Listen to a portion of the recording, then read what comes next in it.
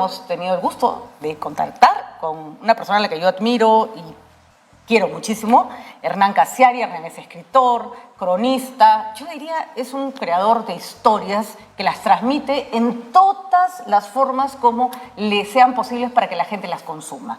Es probablemente una de las personas que vive la creación de contenidos y el compartirlo con los demás de una manera más auténtica y que goza más de su trabajo. Hernán Cassiari es creador de la revista Orsay, inicialmente fue un blog, y hoy tiene una comunidad en la que hace películas, financia libros, series, por supuesto, sigue contando sus maravillosas anécdotas, historias, cuentos, crónicas en, repito, distintos formatos. Él escribió un texto que se llama La valija de Messi, que hizo llorar al mejor jugador del mundo. Hernán está con nosotros para contarnos de eso y mucho más el día de hoy, así que respiremos un poquito de nuestra coyuntura que nos ahoga y respiremos otros aires. Hernán está con nosotros ya está conectado. Hernán, querido, ¿cómo estás? Muy buenos días. No escucho el retorno de Hernán, ¿lo tenemos? Dame un ratito, Hernán, que tenemos acá un problema de retornos. Ahora creo que sí. Ahora sí, estábamos muteados. ¿Cómo estás, Hernán, querido? Qué gusto verte y conversar. Un placer muy grande escucharte y contento de poder charlar con vos un rato. Bueno, después de tiempo, Hernán, es que no vienes por el Perú, la pandemia nos ha separado. Es verdad, desde la pandemia no estoy yendo, siempre fue una hermosa costumbre visitar Lima una vez cada tanto y ahora me parece que ya es tiempo de volver, así que seguramente este año que empieza voy a estar por allá. Claro que sí, a ver si tus múltiples obligaciones te lo permiten, porque de eso también hablaremos, del crecimiento de Orsay, que hay que decirlo, quienes hemos visto tu trabajo desde el inicio, no nos sorprende, sino nos da mucha satisfacción. Querido Hernán, lo primero que te tengo que preguntar es ¿dónde y con quién viste la final del Mundial? Porque yo lo vi en casa, lo vi casi sola, con mis perros que siempre gritan cuando pego de gritos, y pensaba en dos personas cuando lo veía. En mi hijo, que es hincha de Messi acérrimo y hasta ahora hincha del Barça, de hecho hasta ahorita ya se fue para ver un partido, porque en fin, se lo ganó, y en ti, porque sí, hay que pensar siempre en alguien a quien le emociona mucho un partido como este, y no podía dejar de pensar en la emoción que significaba para ti y para todos los argentinos ese partido de la final.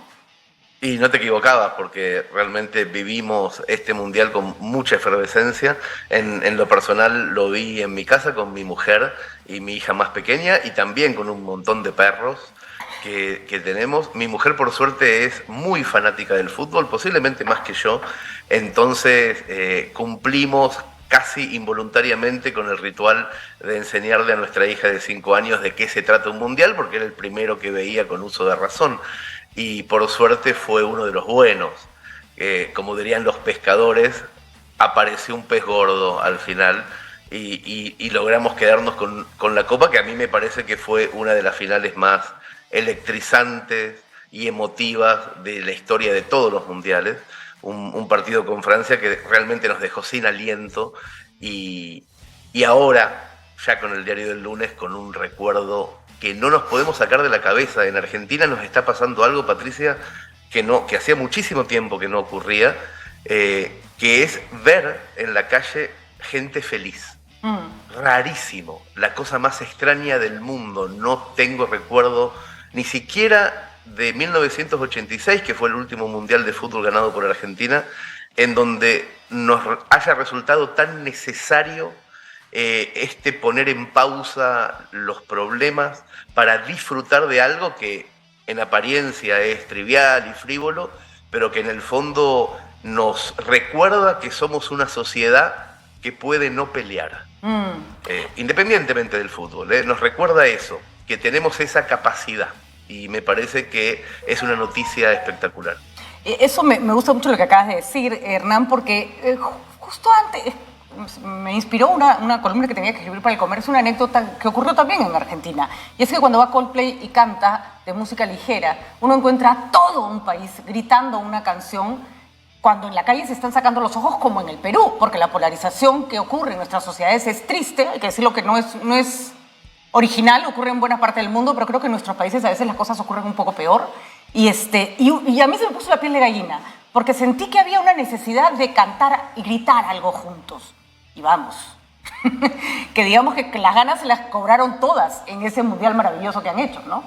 Me da esa impresión, me dio la misma impresión, una necesidad visceral que ni siquiera era consciente, ni siquiera todo el mundo andaba diciendo, che, qué ganas tenemos de abrazarnos, de dejar de pelear durante un rato. No era algo que decía ni un bando ni el otro, por llamarle de alguna manera, y que sin embargo, después del gol de Montiel, después del último penal, pasó algo inaudito, también en cantidad, porque la cantidad de personas que salieron a la calle fue absolutamente inédito en la Argentina. No hubo otro acto ni deportivo, ni político, ni social que congregara tantas personas en la calle en la historia de nuestro país. Es increíble lo que pasó. Y además, la paz con la que esta gente se manifestó. La tranquilidad con la que todas estas personas se desconcentraron después de que los jugadores dejaran de sobrevolar a la multitud. Es una cosa nunca vista, sin banderías políticas obviamente, y también con la enorme inteligencia del cuerpo técnico y de los jugadores de no embanderarse políticamente durante los festejos.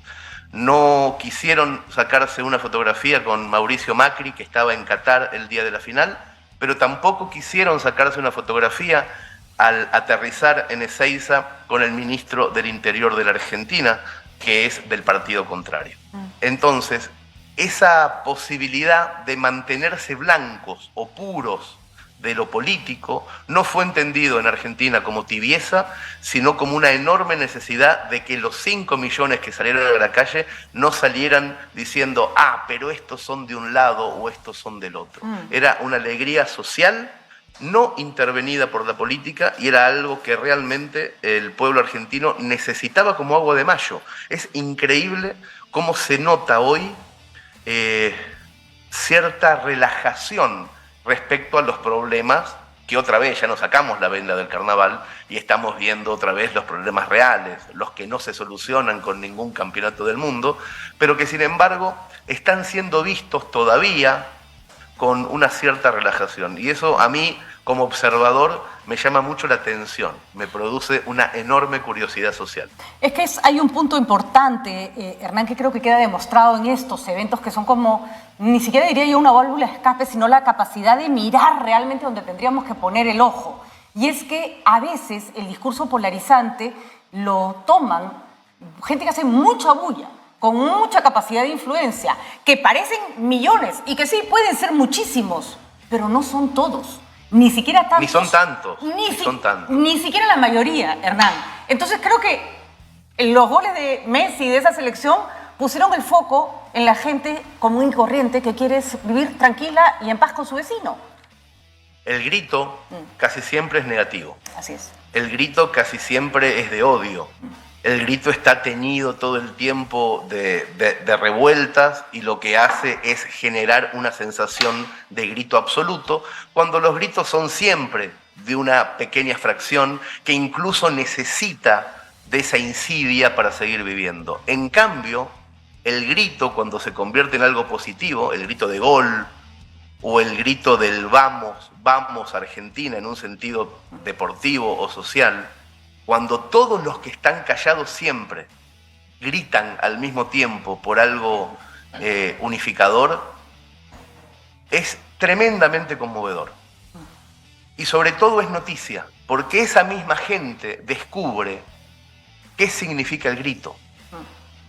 Toda esa gente que siempre se ha mantenido en su trabajo, intentando no inmiscuirse en miserias políticas llenas de intereses creados, en medios de prensa que ya no son periodismo, sino propaganda. Cuando la gente normal que trata de esquivarle diariamente a eso, tiene algo que decir y lo dice, me parece que es noticia incluso para esa gente, porque nunca les dan esta clase de noticias. Estas noticias nos las tenemos que inventar nosotros mismos, nos las tenemos que crear, y en la creación de la noticia también hay una fuerza nueva.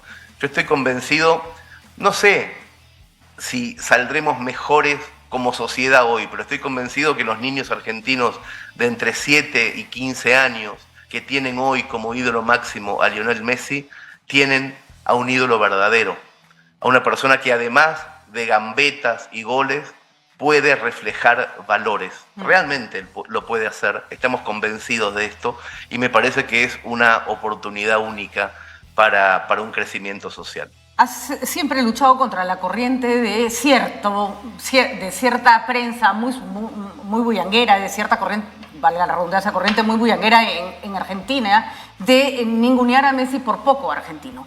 Tú siempre has luchado contra esa corriente y tenía eso una explicación bastante clara. Tú eras tan poco español en Barcelona, eres un argentino tan poco español en Barcelona, o tan poco catalán si quieres, como lo era él. Eras un migrante que se trataba de acomodar a un mundo que, como tú bien has dicho en tu magnífico texto, no había, en un mundo donde no había dulce de leche, donde no había tango, donde la gente hablaba con zetas y con yes, etcétera. Y Messi representaba a ese chico que en el fondo nunca terminaba de adaptarse. Curiosamente, el signo de Messi parecía ser el de no ser de ninguna parte. El ser un argentino en España y un español en Argentina. Y, sin embargo, este mundial no le dio la oportunidad de ser argentino, le dio la oportunidad de que lo miraran como argentino, que era una oportunidad que creo que él ha venido reclamando toda su vida. La valija de Messi es un texto que has escrito, que va a salir en el próximo número de la revista Orsay, que por supuesto ya me compré y que espero que me llegue en febrero. Desde siempre. Y ha generado un furor en el mundo y además ha hecho llorar a Messi. Un texto hermosísimo, Hernán, como todos los que escribes, pero que además es hermoso porque no hablas de Messi, hablas de qué cosa era Messi para personas como tú, que vivían fuera de su país y que viven cerca de él. ¿Crees que por qué demoró tanto ese clic que para ustedes fue tan claro en Barcelona con este muchachito que jugaba allá con su propio país? Primero porque nuestro país, y creo que la mayoría de los países, son exitistas. De hecho, si el delantero francés hubiera hecho ese gol agónico en el último minuto de la prórroga, si el Dibu Martínez no hubiera tapado ese último gol y el partido hubiera terminado 4-3 sin penales en favor de Francia, no estaríamos conversando. Por lo menos no sobre este tema, Patricia, no estaríamos conversando. Entonces, fíjate que unos 2 milímetros de botín son lo que generan el éxito o el fracaso.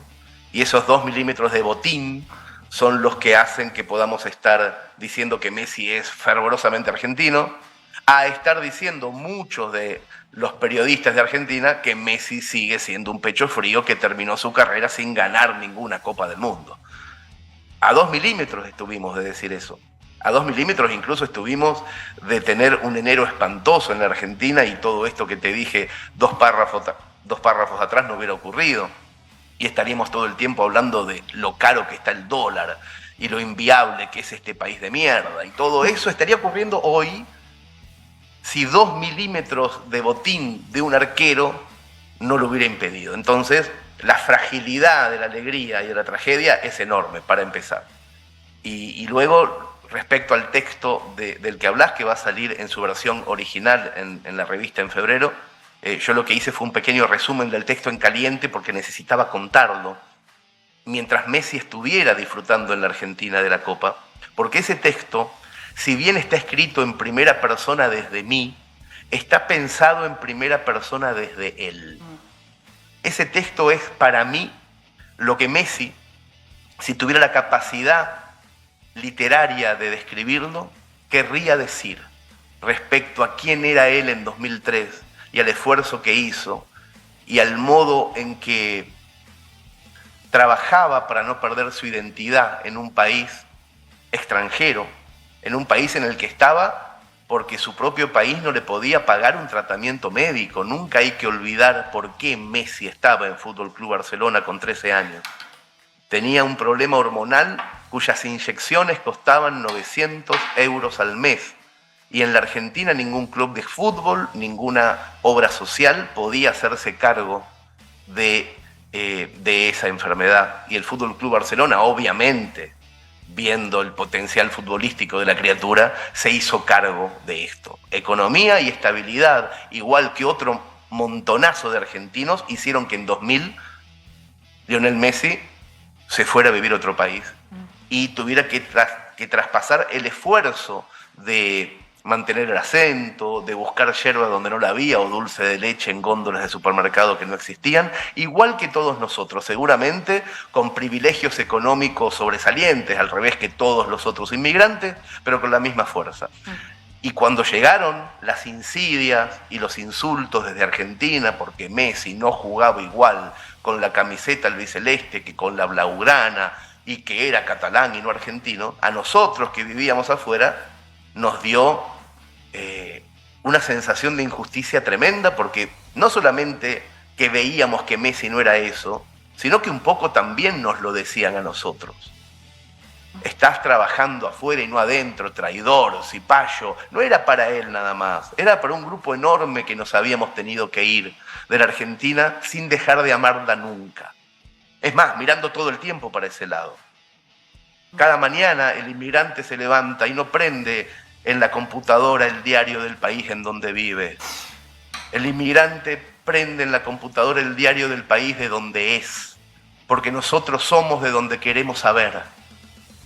Y eso lo tenemos arraigado y los que vivimos mucho tiempo afuera lo sabemos. Seguramente las personas que nunca vivieron afuera, que tuvieron ese lujo de nunca vivir afuera, no entiendan ciertos códigos de los que vivimos afuera. Y yo quería contar los de Messi.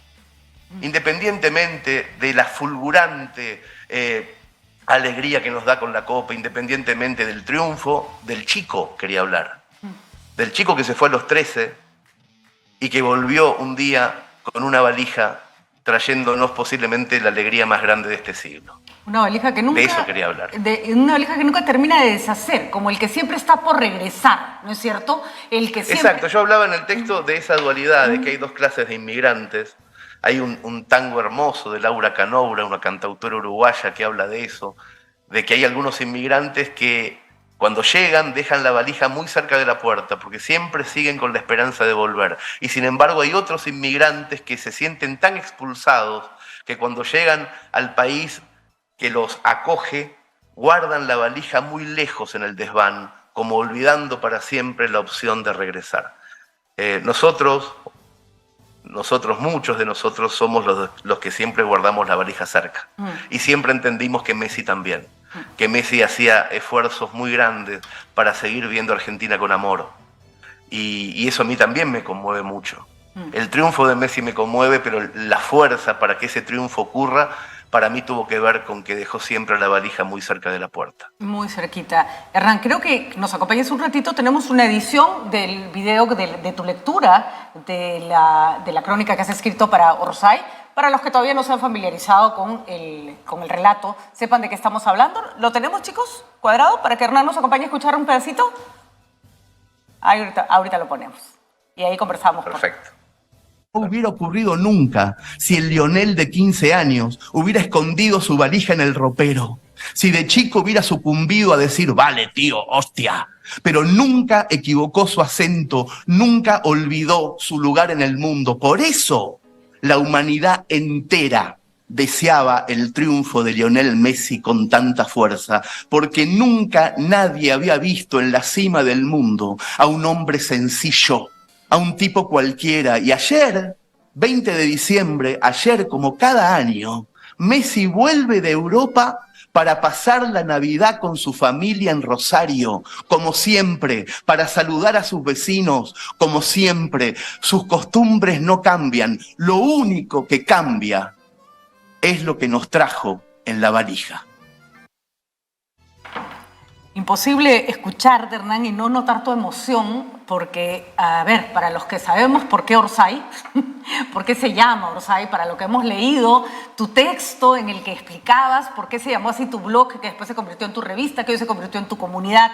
Sabemos que viste campeonar a tu equipo en el 2002, Racing, me parece, en Barcelona, solo. En el 2001 Racing salió campeón y yo vivía lejos, y en el 2002 tuve que ver mi primer mundial lejos también, que fue otro gran palazo en la cabeza. Sí. Y además era la ausencia lo que te hacía sufrir tanto cuando campeonaba Racing era que no estabas al lado de tu padre. Y que te imaginabas a tu padre, ¿no? Viendo el partido solo y tú a 1000 kilómetros de distancia viendo el partido en otro lugar. Y por eso, a mí me hace gracia saber que Orsay, yo me enteré que Orsay era offside, ¿no es cierto? Cuando leí tu revista, que es así como se le dice en Argentina, que es estar fuera de lugar, ¿no? Que es estar en el lugar donde no debes estar, ¿no? Orsay significa eso. Mi blog primero y después todo el proyecto cultural que hacemos tiene un nombre que no habla de fútbol, sino habla de destierro. Yo siempre me dio la impresión, los primeros años de vivir en Barcelona, que los latinoamericanos cuando vamos a Europa, el primer año parece que estuviéramos tocando el cielo con las manos, ¿no? Parece que en cualquier pensión podríamos escribir 100 años de soledad y tenemos esa sensación.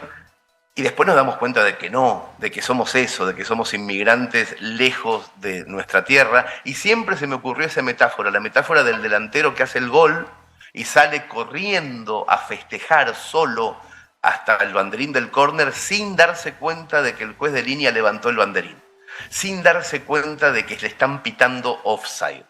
Ese delantero, en esos 7 segundos que festeja solo, cuando todo el estadio ya sabe que no fue gol, esa humillación de 6 segundos para mí es ser inmigrante. Increíble. Creer que hiciste un gol cuando en realidad todo el mundo sabe que no, que estabas fuera de lugar. Y es curioso porque esa identificación que está en tu texto, un texto que tu padre nunca decía que nunca lo podía terminar, que no le daba el ánimo para llegar hasta el final porque lo hacía llorar, es lo que te permite entender la realidad de un chico como Messi, que no deja de ser un individuo que además lloró cuando escuchó tu relato de la valija de Messi, porque si lloró y lloraron él y lloró Antonella, es porque se sintieron claramente que estabas contando su historia. Eso me conmovió muchísimo cuando Messi deja un mensaje de WhatsApp diciendo que estaban tomando mate con Antonella a la mañana. 2 días después de salir campeón del mundo, estaban tomando mate a la mañana con Antonella, él cuenta esto, y estaba Antonella revisando TikTok y se encuentran con mi texto leído y se lo ponen a escuchar, y en un momento Messi dice, y nos pusimos a llorar, porque es verdad. Eso dice, porque es verdad. Entonces sentí que había dado en el clavo en eso que quería contar. Yo quería contar algo como si él lo estuviera contando, como si él lo estuviera explicando. Y cuando él dice, nos pusimos los dos a llorar porque es verdad, internamente sentí, bueno, di en el clavo entonces. Nos pasaba a todos. No importa en qué clase social ni en qué barrio de Barcelona viviéramos. Nos pasaba a todos. Y lo que nos pasaba era angustiante. Es angustiante para los que tenemos la valija cerca. Levantarse a la mañana y no saber qué temperatura hace en el lugar que más querés en el mundo. Ni qué cosa está viendo tu padre, ni cómo celebró el último gol del equipo que no pudieron ver juntos. Tantas cosas que uno se pierde, Hernán. Y yo siempre he pensado que hay muchas razones por las cuales a alguien se le pega o no se le pega un dejo. Muchas, ¿no? Pero hay una en particular que es muy conmovedora y es tu necesidad de mimetizarte o tu valor para mantener la diferencia. Las personas, yo no critico cuando a alguien se le pega un dejo porque a veces es una necesidad de supervivencia, ¿no es cierto? Claro, si quieres trabajar, si tu opción es trabajar en atención al público, obviamente vas a tener que hacerlo y rápido. Así es. Sin duda. La cuestión es qué pasa de puertas adentro también. Qué pasa en tu casa, qué hay en tu alacena. Qué tipo de harina de trigo hay en tu alacena y también a la mañana temprano que el tema es ese, es no olvidarte de dónde viniste. Así es. Obviamente vas a tener el acento que tu trabajo requiera, eso sin duda va a pasar. Pero cuando tienes un hijo en ese otro lugar y ese hijo que tienes tiene otra lengua materna, ¿qué cuentos le contás a la noche? Eso es tener la valija cerca o tenerla lejos. ¿Qué le decís de tus abuelos? ¿Qué le decís de tu tierra? ¿Qué literatura y qué fábula le contás? Ahí es donde descubrimos si la valija la tenemos cerca o lejos. Tener el mate cerca, viviendo en un país en donde es complicado conseguir yerba mate, tener el termo todo el tiempo cerca, es una señal. no solamente para los periodistas deportivos que te sacan fotos cuando sales del túnel. Para tus hijos es una señal. Para tus hijos catalanes, que en la cocina haya yerba mate, es una señal. ¿De dónde es tu papá? ¿De dónde es tu mamá? Eso, me parece, es lo que no debería olvidarse el periodismo deportivo argentino en los tiempos en que insultaba a Messi. Cuando se levantaba Messi a la mañana y abría los ojos, ¿en qué país pensaba? Esa pregunta tendría que haber tenido una solución mucho antes y sin embargo la tuvo únicamente a raíz del éxito deportivo. Si no, seguían todavía en la oscuridad de ese conocimiento. Tú sabes que en el caso de la selección peruana pasó lo que ha pasado en otros equipos y es que se buscó jugadores, hijos de migrantes que hubieran hecho su carrera en Europa. Y vino este chico Gianluca Lapadula, talentoso, pero sobre todo empeñoso. Un chico que hablaba el español masticado, porque vive en Italia, ¿no es cierto? Pero lo habla, por supuesto, y cuya relación con el Perú era ajena, rara, distante. Se metió al Perú al bolsillo, Hernán, no con sus goles, sino con su firme convicción de sentirse peruano, de recuperar todo lo que se había perdido en este tiempo y se apuntó a todo, pero con sinceridad, no era una pose, ¿me explico? Genuinamente. Genuinamente, y eso se siente, ¿no? Y efectivamente Messi no ha sido, pues, no ha dejado de manifestar su argentinidad en toda su vida en Europa, ¿no? Nosotros decimos siempre que argentino es el que quiere, no importa dónde haya nacido.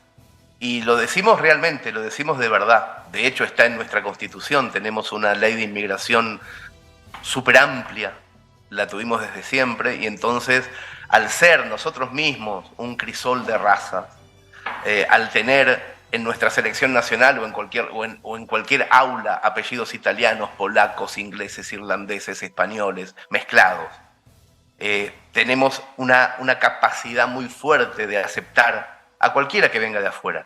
Sin embargo, la Argentina es la única selección del Mundial, junto con la brasileña, que tuvo a sus 26 jugadores nacidos en territorio nacional. O sea, las únicas 2 selecciones de las 32 tuvieron esa cualidad, esa característica, que no es ni buena ni mala, pero es una característica que tiene que ver con cuánto se juega el fútbol en esos 2 países. Con cuánta fuerza se juega desde la infancia en esos 2 países. Pero posiblemente en el próximo Mundial de Fútbol o en el otro, Argentina va a dejar de tener esa característica de pureza geográfica, porque un montón de jugadores tendrán hijos grandes que han nacido también en otras partes del mundo.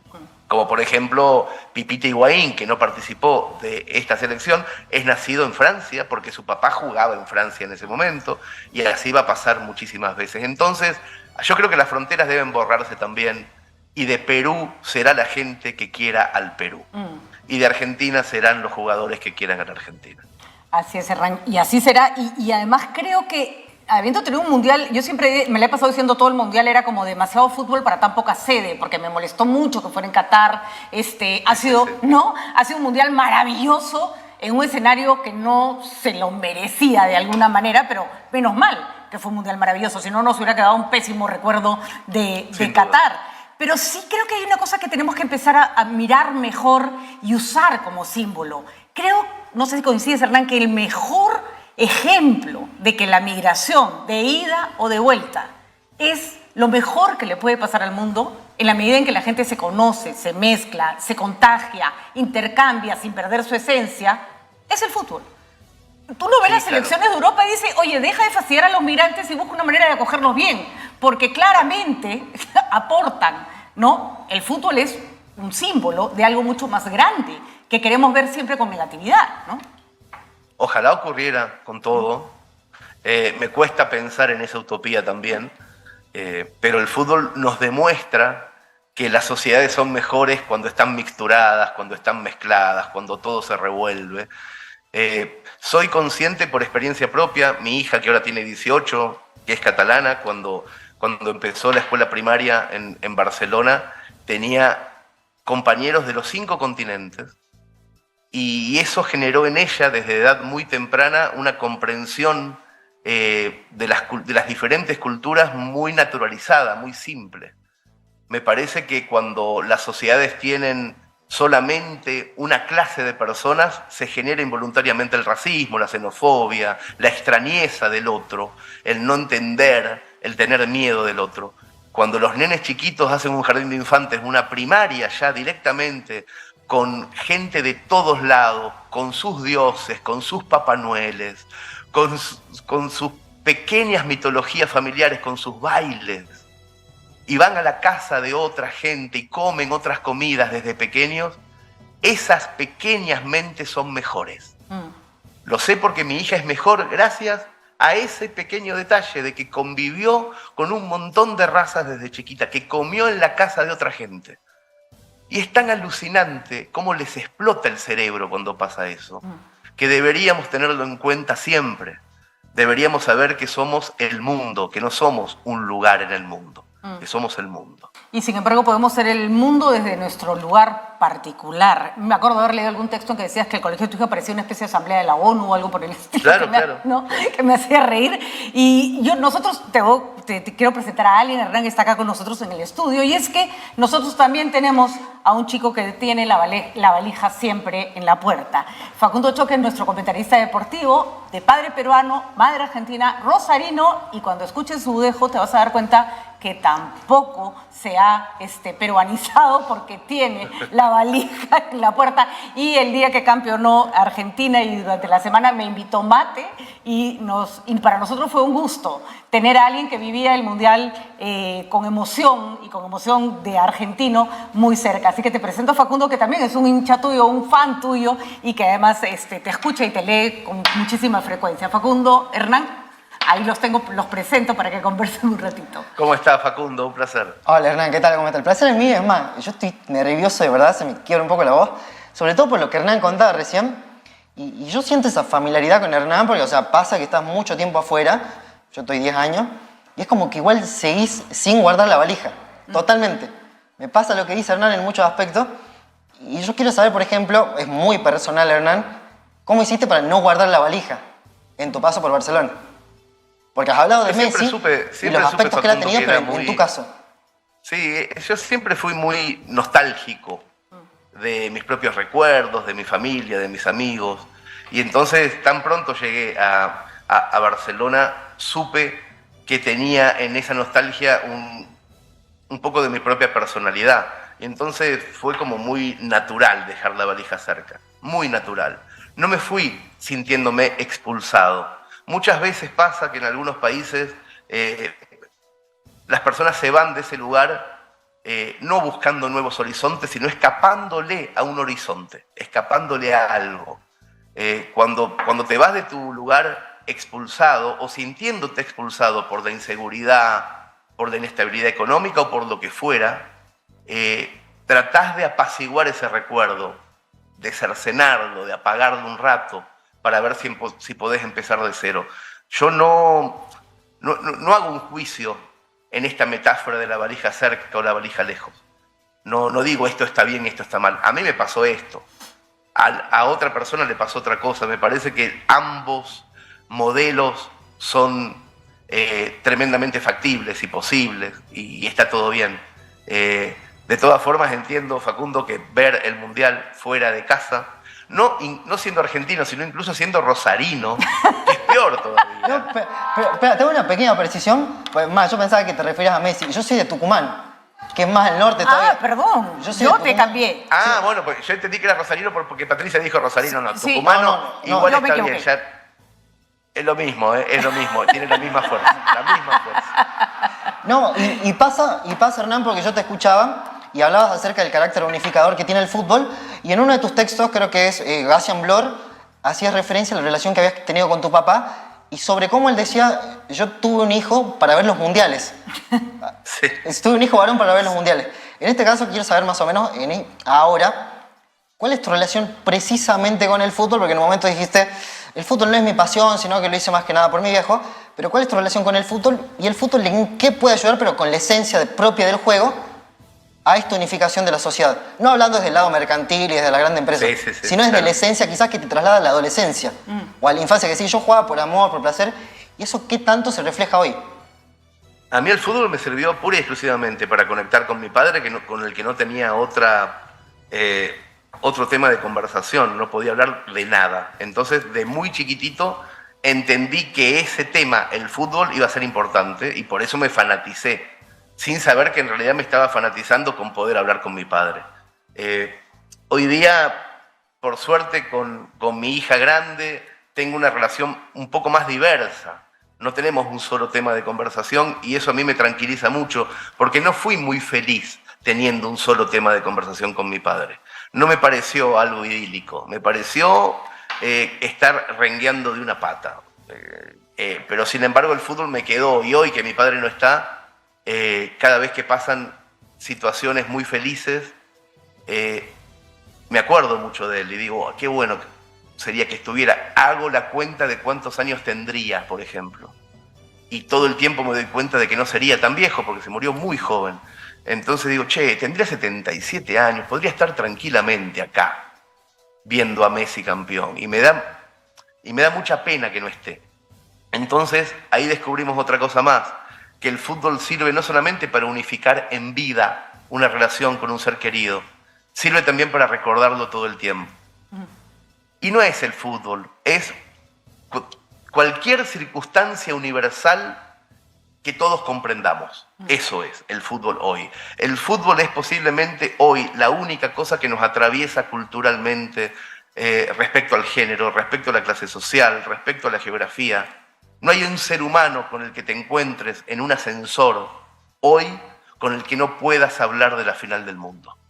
Entonces, eso hace que haya una cosa, de la que puedas hablar con cualquier persona bípeda llamada ser humano en este mundo. Y eso hace que la conexión sea fuerte por la razón que quieras. Podemos hablar de eso. Y no hay otra cosa, no hay ni religión, ni música, ni actividad por fuera del fútbol que nos permita ser los mismos, las mismas personas. Y tal vez eso ha tenido incluso positivo en medio de todo que sea en Qatar, porque ni siquiera Qatar, con todas sus restricciones y todos sus problemas de discriminación y hacia minorías, hacia las mujeres, etcétera, ha podido quitarle su halo democrático a este juego, Hernán. Sin duda, claro, como democrático es este deporte, es un deporte en el que no se necesita casi nada para poder jugar. Así es. En diferentes lugares del mundo hemos visto a chicos jugar poniendo 2 pulóveres como arcos y jugando con algo redondo que no necesariamente es una pelota.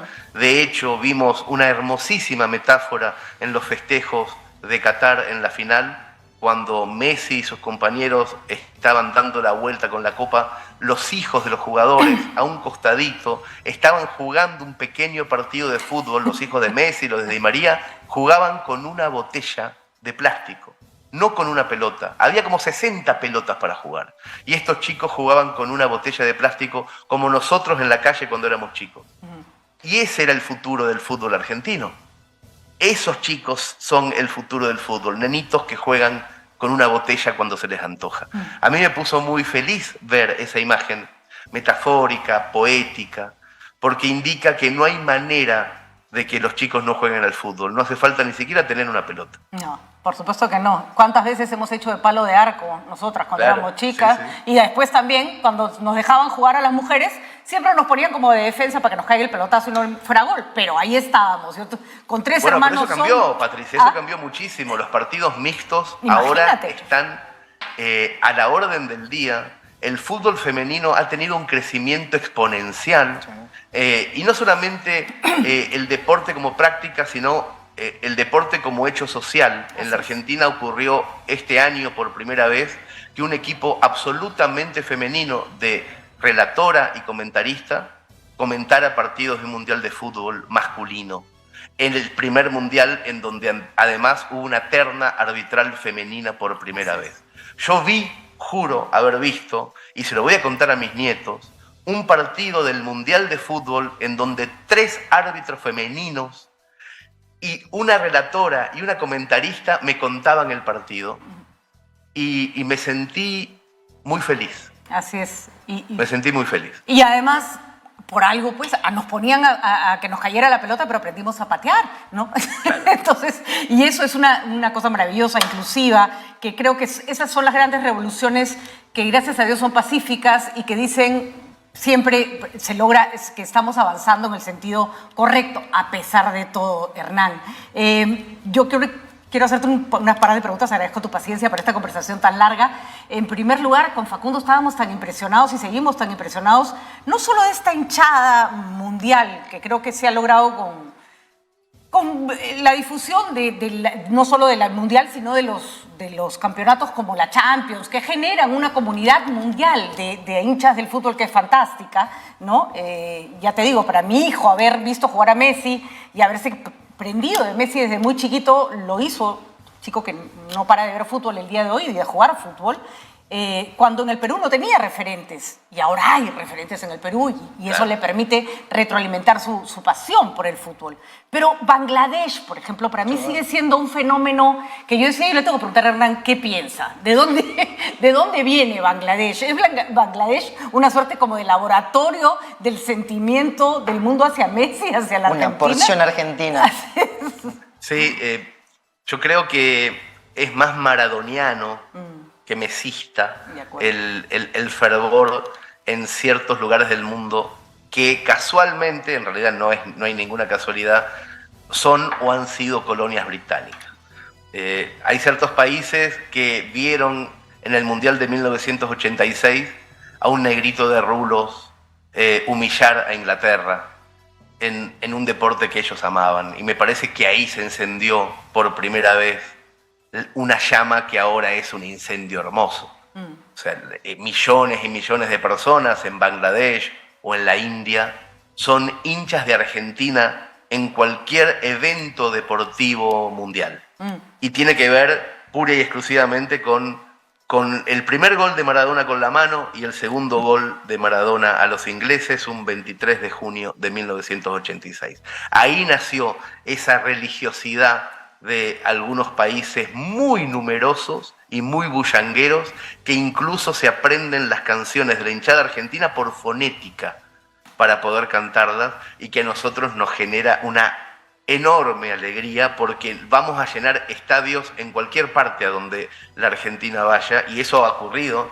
Se han llenado estadios en Qatar y no era necesariamente de hinchadas de hinchas que fueron desde la Argentina, había mucha gente de regiones cercanas, y eso también nos encanta. Y ahí en este momento la AFA, la Asociación de Fútbol Argentino, está tratando de encontrar una fecha para que la selección argentina juegue un amistoso en Bangladesh, en agradecimiento a toda esa gente. Qué bonito, qué bonito. Sería importantísimo y sería genial. Ahora, qué manera la Argentina siempre de hacer estos mundiales tan épicos, ¿no? Tan épicos, ¿no? Lo que se hizo en el 86 es algo que yo lo he recordado. Yo recuerdo, Hernán, hasta cada gol de la Argentina contra claro. Inglaterra, dónde lo vi, con quién lo vi. Era chica, digamos, ¿no? Y esas cosas se te quedan grabadas en la mente para siempre. Forman parte de tu historia personal, casi que divides tu mundo, tu cronología en... Eso fue el año en que Argentina le ganó. Sí, ¿no? El mundial te marca, y además creo que Hernán en alguna charla lo dice. Yo contabilizo mi vida en mundiales, en base a 3, 4, 5, 6 mundiales. Y los mundiales te dejan ese recuerdo, pero me parece que es también el primer mundial donde vos ya tenés conciencia de qué es lo que pasa. Porque a partir de ahí empezás a ver las cosas de otra manera. Es como que, no propiamente el fútbol, pero el mundial es un hecho tan masivo, tan global, que ya te cambia el panorama. Al mundial sin duda. Yo miraba mucho de reojo a mi hija de 5 años preguntándome, ¿será este un recuerdo inolvidable para ella o todavía falta un mundial más para que ella tenga una completa conciencia de lo que está pasando? Pero al mismo tiempo veía a otros niños del barrio, ya de 7, de 9, de 11, en donde claramente se le notaba en la cara que estaban viviendo un momento imborrable de su vida, que estaban viviendo algo que le iban a contar a sus nietos. Dentro de 50, 60, 70 años, estos nenitos del barrio iban a estar viejitos diciendo, yo estaba ahí el día que pasó tal cosa. Y a mí me emociona mucho eso. Claro, me resulta muy emocionante porque también fui nieto chiquito y también escuché grandes batallas de mi abuelo y Racing y las cosas que pasaban cuando yo no había nacido, y me formé futbolísticamente de los relatos de padres, abuelos, bisabuelos. Entonces es lindo que se generen nuevas epopeyas, que haya nuevas cosas para contar. Esta tercera estrella que Argentina tiene en el pecho, este tercer mundial, si bien habla futbolísticamente de algo, habla sobre todo de que vamos a tener cosas para contarle a nuestros hijos, a nuestros nietos, y que ellos van a entender también quiénes éramos. Y eso también hace muy emocionante al fútbol. Pati, ¿me dejas una cortita? Por supuesto, Facundo. Hernán, justamente hablabas recién acerca del tema de la formación de la identidad de Maradona y un poco de Messi. En mi época, cuando eras chiquito, o sea, te decías, como quién quiere ser como Maradona. Hoy por hoy los chiquitos quieren ser como Messi. Pero dentro de esa formación que has tenido, dentro de esa formación de la identidad, ¿qué lugar ocupa Maradona en tu caso?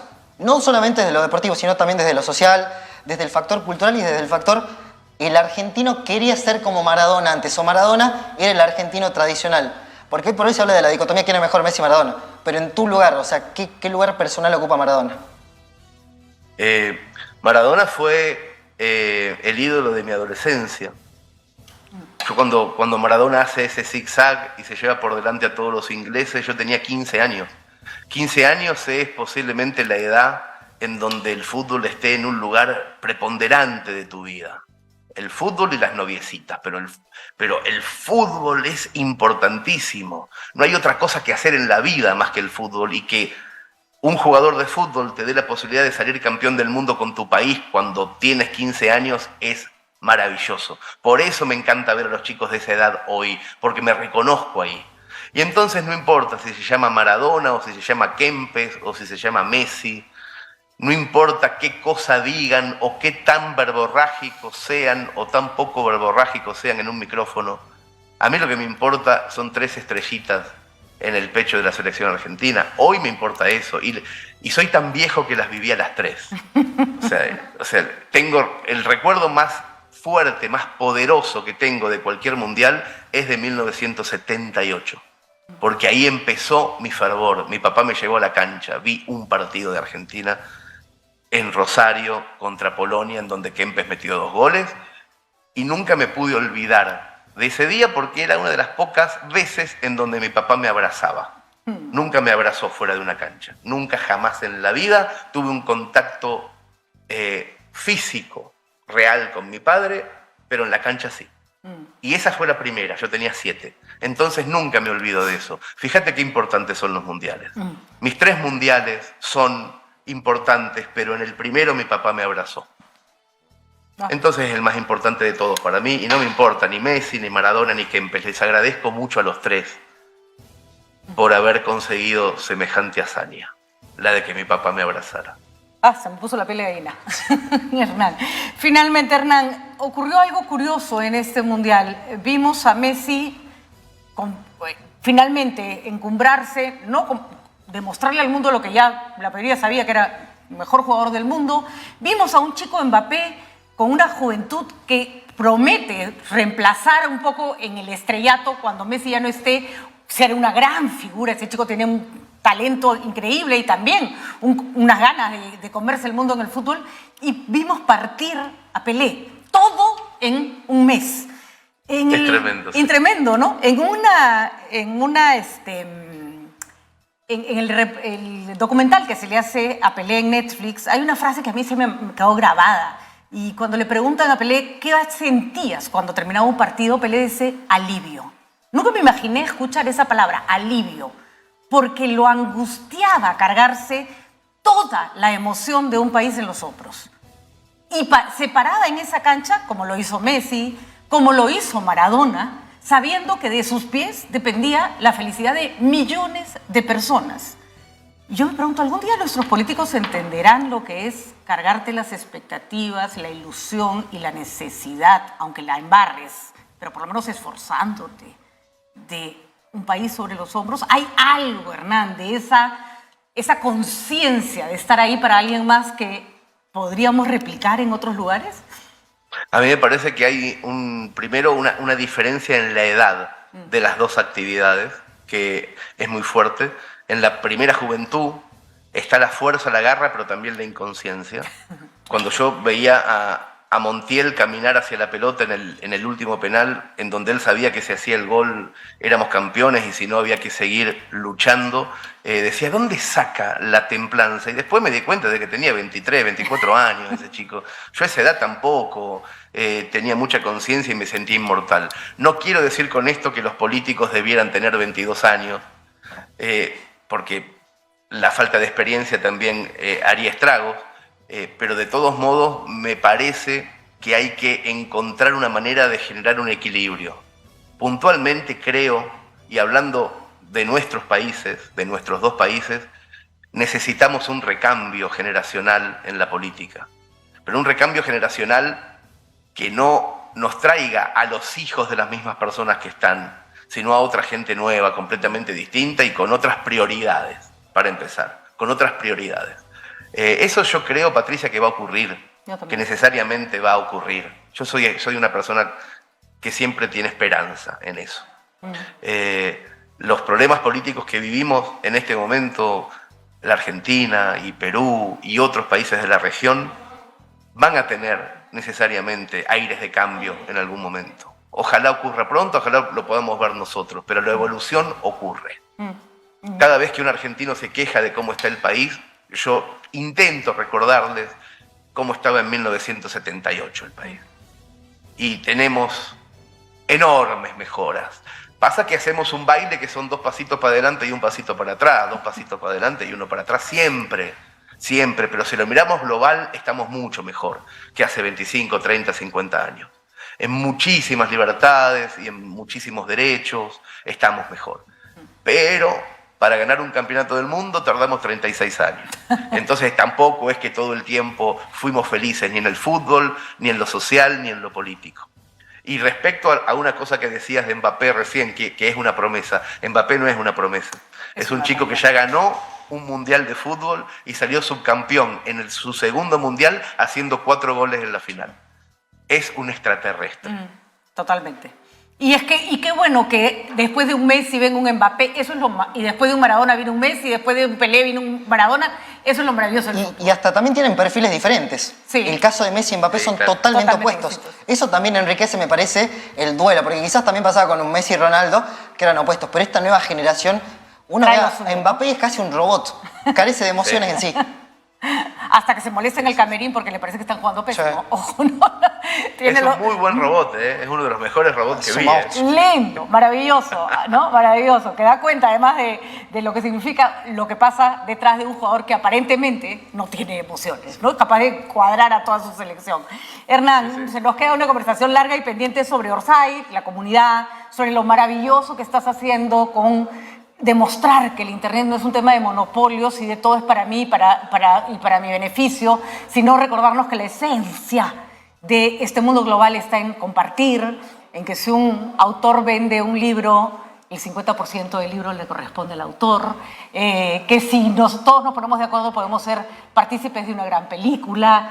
En fin, yo podría estar horas conversando con lo que debo reconocer, vi empezar en Hernán Cassiari, como dije, este señor está genialmente loco. Y si logra demostrar que su teoría funciona, el mundo tiene esperanza. Y créeme, Hernán, que cada vez que pierdo esa esperanza, me meto a Comunidad Orsay para leer algo tuyo, para ver algo tuyo que está funcionando, cuando también ha habido cosas que no han funcionado, por supuesto. Y digo, sí, los que gritan gol todos juntos son más que los que quieren dividirnos hablando mal del costado. Sin duda, Patricia, ¿no? Sin duda. Y es un gran final el que conseguiste, porque estoy convencido de que es así. Y que cuantos más seamos los que gritemos cosas a favor, más se va a escuchar la cantidad de personas que somos las que queremos hacer películas y libros y contar historias y meternos en la cabeza del otro para emocionar y no para odiar. Así que, sin duda, hablaremos mucho del tema cuando esté en Lima, si me invitas a tu programa, pero ya de forma presencial. Siempre estás invitado, Hernán. Una cortita. Dale, nada más, Hernán, para hacértela rápido. ¿Cuál es el cuento que más a vos te ha marcado? Porque quizás no es el más popular o el que más ha vendido, sino el que más te representa a vos. Y ha dicho Orsay, en un momento también has dicho Orsay, mi sueño es que sea una universidad. ¿Eso también va para adelante todavía? Algo rapidito. Sí, estamos, de hecho, esta tarde vamos a ir a ver el predio de lo que va a ser la Universidad Orsay.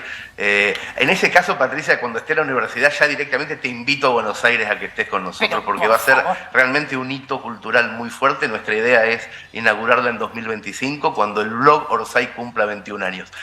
Cuando ya tengamos pantalones largos como blog, vamos a hacer la primera universidad de narrativa de Latinoamérica.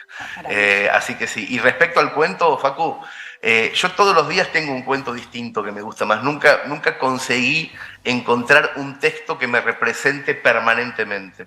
Cuando extraño mucho a mi papá, es un cuento que tiene que ver con mi papá. Cuando extraño mucho a Nina, a mi hija catalana, tendrá que ser un cuento que tenga que ver con ella. En realidad mis cuentos son como pequeñas muletas que yo uso para sentirme mejor durante el día. Cada vez que escribí un cuento fue como hacer terapia. Entonces es como poner el videocassette de una sesión de terapia, para mí, un cuento. Entonces nunca hay uno que me guste más o que me guste menos o que me represente. Va variando según mis estados de ánimo.